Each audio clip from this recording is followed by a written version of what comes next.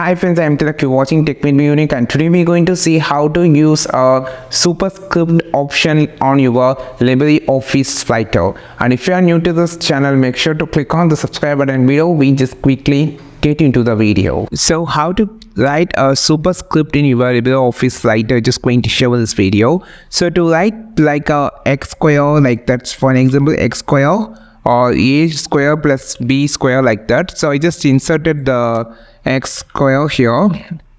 So I just need to make it as a square. So select the number you just needed. Now you have this toolbar on the top. You have the superscript and its keyboard shortcut was Ctrl Shift plus P. Okay, so just click this, which make it as a x square. This is how you just write a superscript. So select that, select the text or a number, just click on this, which will create as a superscript, or it will create as a x square, a square plus b square, like that. This is how you just write the superscript on your LibreOffice writer. I think this video helped you a lot. Like this video, share this video, subscribe to this channel. We will meet our next video with a super valuable content. This is Tilak signing off from Tech Made Me Unique. Have a wonderful day.